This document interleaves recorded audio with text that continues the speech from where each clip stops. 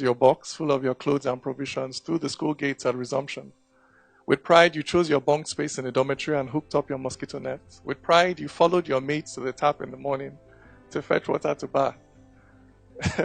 With pride, you pinned your school badge to your shirts and sang the school anthem in the assembly hall. With pride, you identified yourself anywhere you went as a student of a federal government college. But where is that pride today? 30 years ago, it was the aspiration of my parents for me to go to a public school. What is my aspiration for my children today? What is your aspiration for your children today? I'll tell you. You'll send them abroad for their education. And if you cannot afford to do this, you send them to a private school. And if you cannot afford to do this, then you will very reluctantly consider the Nigerian public school. So in 30 years, our public schools have gone from being the first choice for our children to being the last. To me, this is one of the saddest commentaries on the state of governance in our country over the last 30 years. And this trend worries me more than what is happening in the northeast or in the south-south. It worries me more than the state of our roads or the epileptic nature of power supply in this country, and I'll tell you why.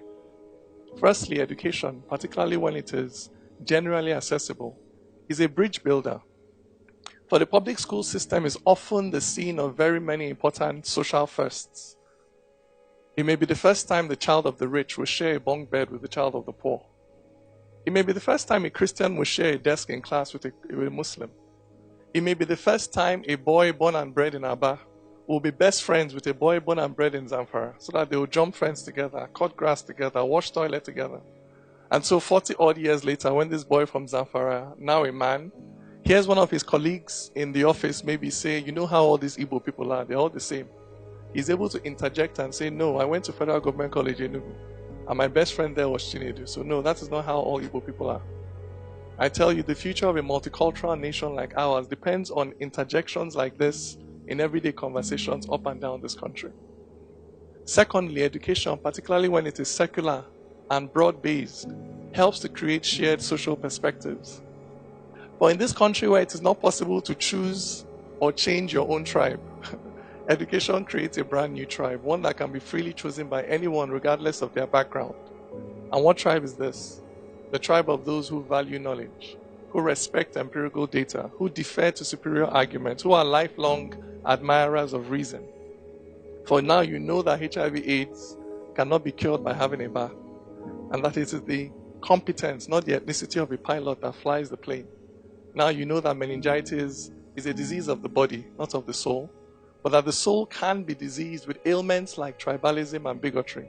It is education that gives you this capability to recognize and respect what is a fact in all cases, regardless of the faith or the tribe or the social background of the person that points out that fact to you. Thirdly, education, particularly where it is qualitative and broad-based, it helps to moderate social tensions. This is a tension between the haves and the have-nots. For by giving poor people access to the same quality of education as the rich, you not only give them the capacity to change their socioeconomic circumstance, you give them the capacity to moderate how they express grievance over that socioeconomic circumstance.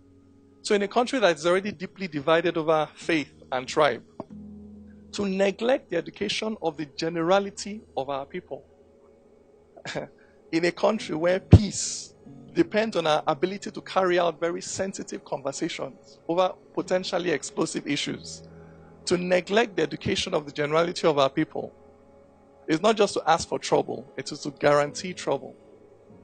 For in the end, a society cannot rise above the level of the mentality of its majority. So that to predict the future of a society, what you need to examine is not really the content of the speeches of its politicians. What you need to examine is the content of the curriculum for its students. And I say this because I am an idealist. No, this does not mean that I have my head in the clouds. What it means is that I believe firmly that ideas precede reality. So that before something can exist in the physical, material world, it must first exist as an idea in somebody's mind. So for instance, before there was electricity, there were people who thought about it, then dedicated their lives to going out to invent it, to chasing that dream and following those convictions, for it's clear thinking, not concrete, that holds up great nations. For the height of a tree is the depth of its roots, So a society cannot be much more than the sum of its thoughts. It's what you reason, that's what you conceive. And when life puts pressure, that's what you will give. For this world is advanced not by latest gadgets, but by people who don't accept mental limitations. This is the power of the mind. That is why crude oil cannot compete with an enlightened mind. That is why Agbada and Babariga cannot compete with ideas. That is why Nigeria, with all her natural resources, cannot compete with a little nation with no natural resources worth mentioning called Singapore. This is a large part of why we were colonized in the first place. Not because we were lesser human beings, but because in that struggle between civilizations, the other side had access in many critical areas to more advanced thinking, as evidenced in more sophisticated technology. And this is why that poet, prophet, philosopher by the name of Bob Marley once urged us to emancipate yourselves from mental slavery. None but ourselves can free our minds. Imagine it. In Nigeria, where election campaigns are dominated by debates and not slogans, where you can no longer purchase the votes of that woman by shoving a mudu of rice into her hand, where she'll say, no, Mr. Politician, keep your rice.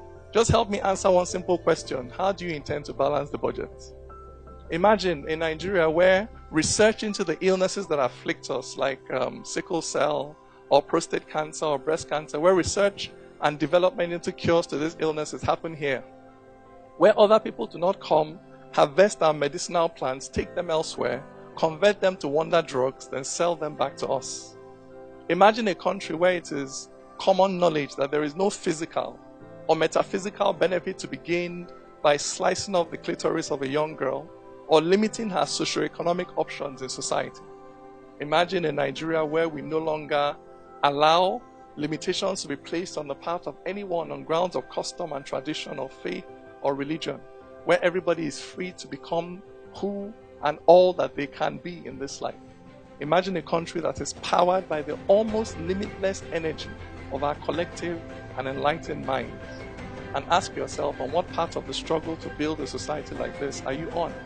Are you fighting on the side of ignorance and prejudice and bias and blind and unquestioning adherence to culture and tradition?